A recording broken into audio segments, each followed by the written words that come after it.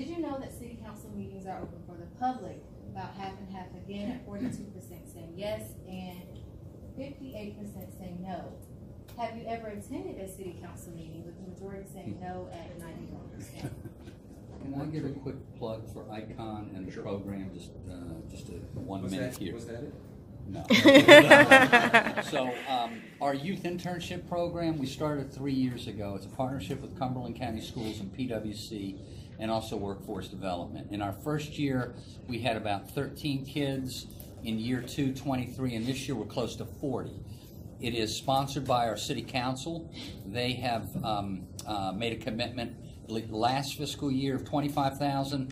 The FY19 budget, $51,000. PwC's also made a commitment, but what we really need is that private sector commitment. For these programs in municipalities, counties to be successful, private sector needs to own it as well. So we want to continue to grow it, but one of the reasons we put this program together, while it's great to expose young people to local government and different opportunities, what we have found is so many young people after high school and college, they don't come back to Fayetteville. We have opportunities in Fayetteville, and by exposing them to some of the great things that we're doing, the hope is that they'll come back. So anyway, that was my plug for ICON, Jerry, and so on. Thank you. How can we, as private developers, form a partnership with the city of Fayetteville and be strong partners here to continue to drive economic development? And that's where this whole idea came up of, if the city of Fayetteville built about a $35 to $40 million baseball stadium here, what would be the commitment for me as a private developer to leverage that investment to create economic development, to create jobs, to invest private dollars here, and create just, in our opinion, a high quality of life asset here to help continue support the city of Fayetteville, recruit new businesses down here, and recruit additional new investments. So this is truly today a live, work, play entertainment district we're delivering. So right now today we'll be walking through the Prince Charles Hotel that is currently under construction. The majority of the construction of the Prince Charles Hotel will be completed this calendar year at the end of December. We will be having residents move into the building probably around early March timeframe. So on the first floor of the Prince Charles, we'll have about 10,000 square feet of retail. Above it, we'll have 58 apartments. And then where the ballroom used to be, we're doing a really nice office space right there. So that's currently under construction along with the baseball stadium to it. This will be the nicest hotel in Fayetteville. This will be the nicest hotel here in Fayetteville. We'll be announcing the brand of this probably in September. So that is in place, and we'll be announcing that very soon. Adjacent to it and also on top of the garage, we're doing a 6-story office building. This will be the highest end office space in all of downtown Fayetteville.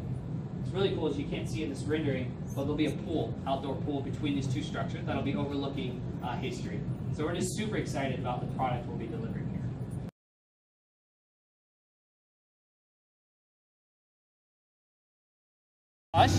If that's correct, Jeremy. So again, we had to keep all the historic stonework and brickwork. So what we want to do was make the stone look better. So I went up there and just pressure washed all the stone to get all the dirt off of it. And then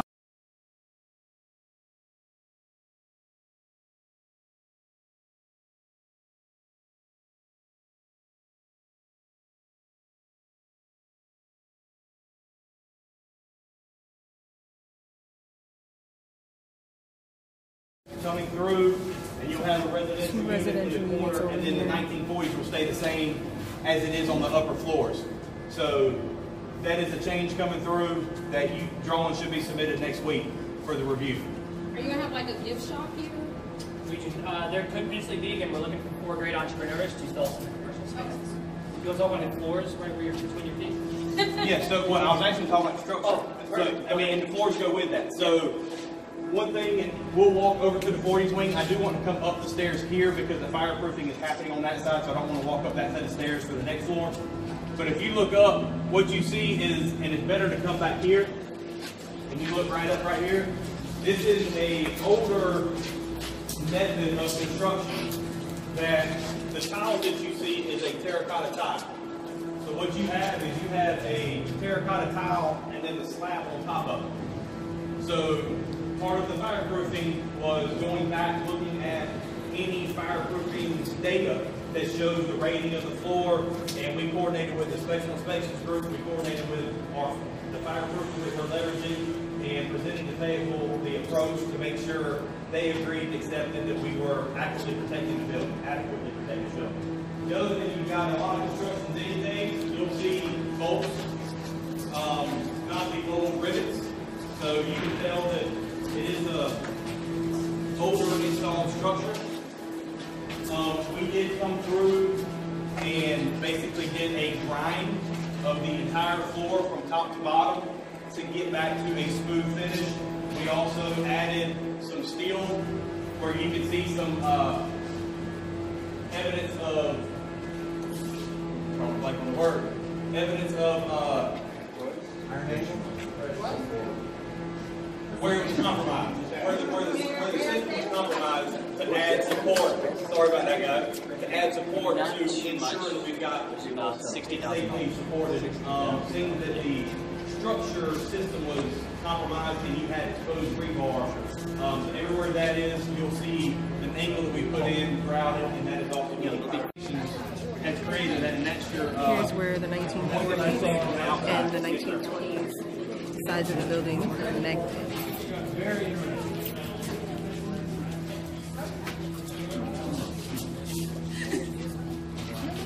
So as you can see on this side, instead of the steel encased in concrete and the terracotta, what you have here is basically C-joist with the metal decking and stuff that we've replaced due to existing conditions.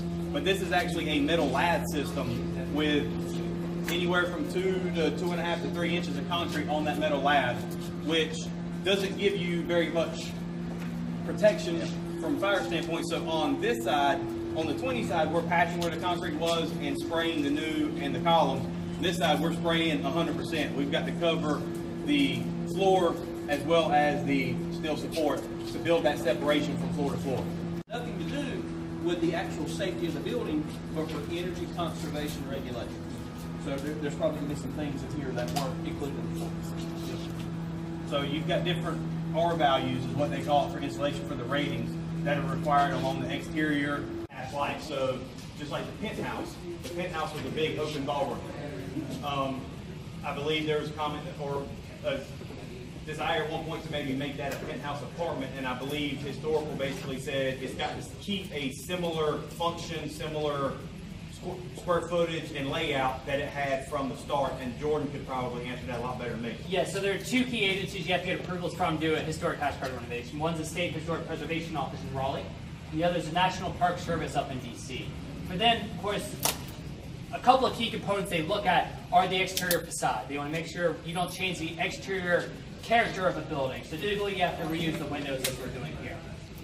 Another key piece for them is thinking about what were the key interior spaces of the building that people remember. For this building, it was the historic lobby. They would make sure we quote-unquote preserve the volume of the space. We couldn't create any walls in there. We had to preserve the feel, the function of it as a historic, as a hotel lobby. The other key component in this building was the 8th floor, the ballroom. Did anyone ever go to an event on the 8th floor ballroom? Yeah, so everyone remembers this space. And so that's one of the more memorable historic parts of the project. So again, we have to preserve the volume of the space up there. We had originally created a plan to actually turn the historic lobby into 2 apartments. So we put a kind of a wall down the middle, split it up into 2 apartments. Historic people said we had preserved the volume of the space and couldn't create any walls in there. And so that's why it'll be one open space still. So we're up on the roof. Renovation period. Oops, sorry. Just gonna give you guys a 360. Washing courts. Check that out. View is amazing. There's all the other Academy members. Kinda awesome. Even though I'm breathing like an old person after walking up those stairs. Get up on that side, I guess. It's kinda crazy.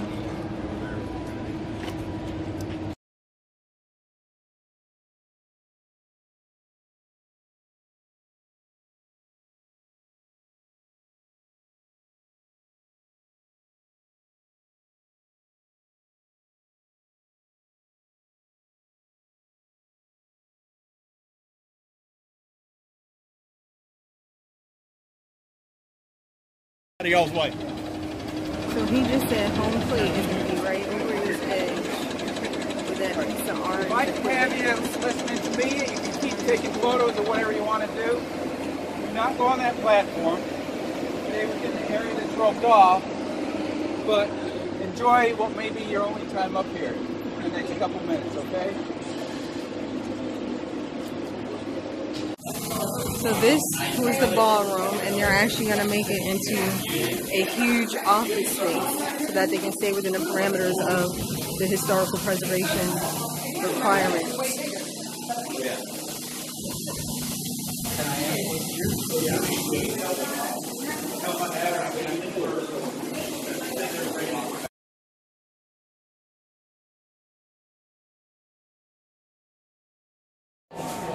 Check out this amazing artwork. I hope they keep this. This is kind of cool. Go ahead and take a look at the mural as we wrap up and walk you out, just so you know where you are, your sense of things. You can look at that and go see North City Hall.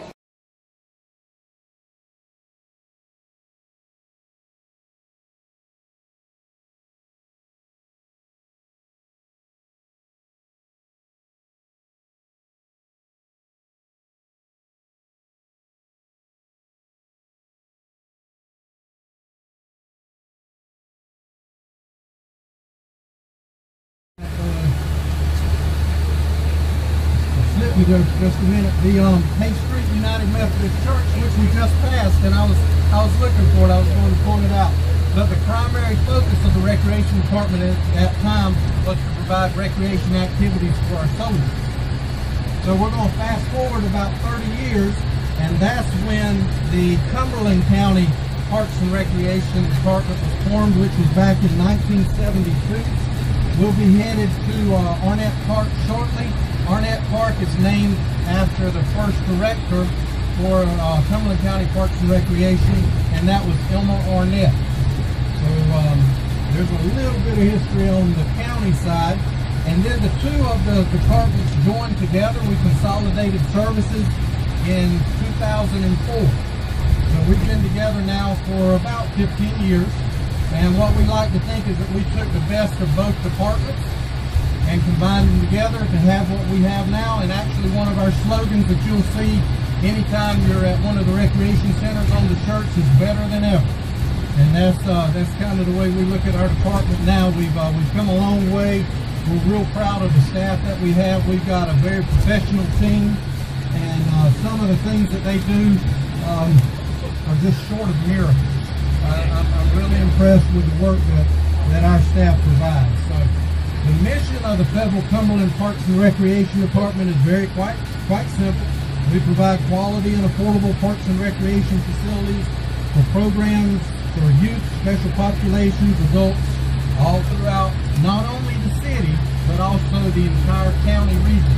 So we're serving about 400,000 in population. We do operate under the auspices or with the help of an advisory board. We have about 18 members on it. Mr. Wright, we were talking about that. He serves on one as well with the seniors. We also have members from council and the commissioners that participate in that. And then in addition to that, we have our school board, our athletic director from Cumberland County Schools, which is very actively involved as well. We operate on about a $20 million budget. So there's a large chunk of change that our department is operating under. A lot of that goes to our staff. As I mentioned before, we have 162 full-time staff members, and we've got about 193 part-timers, and that combines for almost 400 employees working within our department. Part of those employees are made up in the administrative staff, and these guys are doing what you would expect them to be doing, which is overseeing personnel, payroll, managing accounts, the payables and receivables and stuff like that. And then we have another division, which is our parks division, and you're going to get to see a lot of them at work today. The parks, building maintenance and right-of-way division take care of a lot of different things. As we go through and you see these right-of-ways and how good these streets look, our staff are the ones you'll notice they're on the blue tractors. that you may see up and down the streets. So they maintain 80 miles of right-of-way. And when they do that 10 times over each year, you can imagine the amount of work that we maintain there on any given Saturday that they're participating. So I'm going to turn the mic over to Jeremy, and he's going to give you a little history about that program. All right, I'll keep it kind of short so we keep on schedule. As he mentioned, we started the Buddy Sports program in 2011. We had exercise core rubber cut into 40, 50 pieces, and we laid it around the base pass, had the dirt scraped to make it accessible, and we made it work for six seasons, but we were lucky enough to get a grant from Major League Baseball and from the North Carolina Connect program. We started this field opened in April of this year. We had 81 participants, youth ages 5 all the way to 28, all up and down the spectrum, autism, cerebral palsy. But one of the great things about the program is it's not only the athletes, it's actually more of a positive impact to the volunteers. Usually we have a high school group or a junior league or another local organization come out, and you can just tell that they're touched and get as much out of it, trying to build the community of inclusion. Like I said, we started with I think 25 players the first year. This year we went up to 81, so we increased 20% from last year. At the Buddy Sports, we don't just do baseball. On this field, we'll make a one-way football field in the fall. We do indoor soccer currently right now at one of our gymnasiums, and we'll do basketball in the wintertime. And it's really at their level, all different skill levels, so they're helped at what they need. And then also we have our Special Olympics and different things like that. We'll take advantage of it. And this particular splash pad was made wider, lower water attraction, so it's easier for folks with special needs to access it. So we are continuing to make great strides and thrilled to be a part of it. So our next stop is Arnett Park. There are 5 fields, and we are going to get a chance to explore every one of them. I'm on Team Astros. We're going to rotate on fields and experience different parts of the park, including we might get to officiate, call out some calls, some pitches and stuff, which is going to be awesome for me because I know nothing about sports. Just saying. Just exploring. I had no idea this park was even here, so today has been an awesome day, learning more about the city I live in, Fayetteville. See you guys in a minute.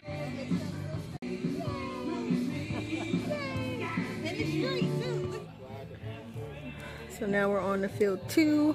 I got to chalk the line, and now I don't know what I'm getting to do. It's some kind of vacuum with blades and stuff. Is this a grass cutter? I don't know. I guess so. Yeah, it is. Grass cutter. And I guess the vacuum picks up whatever. Kind of cool.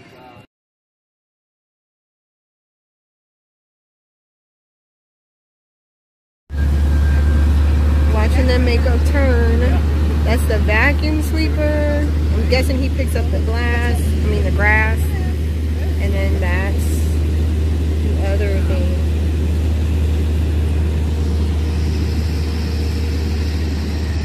If you're lucky. Alright, so that's pretty much a day of an umpire. It's not a career for any of them. When we do it after hours on the weekends. We all work regular jobs. But we got limited time in a big group, so we'll get you out there and throw you 3 or 4 pitches. And remember, you need to have a good strike call. Because you got to sell it. You got to come up and go, strike! Or if you come up and go, alright, they're going to eat you alive. Right? That'll probably be me. Right. So this is Lexi, and she's being an ump.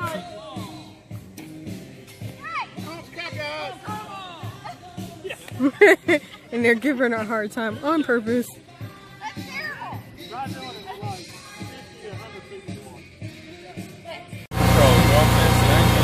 Oh, you don't even have to touch the wheel? Now see, I like mowing my lawn, so this is cool for me. We have a 0-turn rider thing. Check us out. We are spraying, but he's only spraying water, so it's completely safe right now. But he's spraying the field. Everybody right-handed? Yep. Right-handed. Right-handed. Okay, that'll work. Anybody shot bows and arrows before? Yep. High school. It counts. Yeah. It's a while ago though. Probably 30 years ago. Neil and I will both be down here, so I'm going to go real quick, then we'll let you have a chance to just try it out. You're going to stand to the target here, and hold it out with your left hand. When you are knocking your arrow, you'll see you have a little rest. The odd color points out towards you. Knock it below. We want to make sure we keep the arrow pointed down, so we'll have to go chasing them. There's really no sights on these. You're shooting with instinct. You'll pull it back. If you use a guide finger, make sure you bring it down. Woo! And you let it go.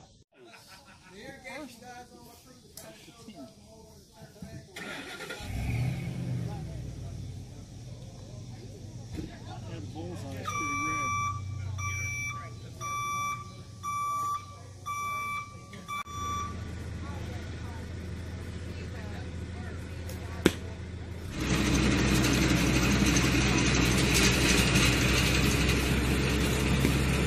Woohoo! It won't pick up branches, bowling balls, Leaf collections. stuff like that. It'll hold 25 cubic yards of material. And depending on the moisture of the material, it can weigh anywhere from 55,000 pounds. Low. The dry weight on the thing is 34,000. So about 20,000 pounds or so, depending on the moisture. Heavy, wet leaves are way more heavier than dry ones. Usually it takes about an hour of running wide open to fill it up. And it's rather efficient with dry leaves. It'll get them really quick. Our season for us starts the week after Thanksgiving, and we'll canvass the entire city with 5 trucks until March. We'll make one sweep through the city. Now, usually when a truck is done with the neighborhood, it'll backtrack and check the neighborhood again to make sure we haven't missed anything. Now it happens, you know, people get missed, they're done, get it out in time. We have no problem coming back and getting it. No problem. These things are a lot of fun to drive. I personally like them. It's operated with the left-hand joystick. I operate the boom here with my left hand and the truck with my right.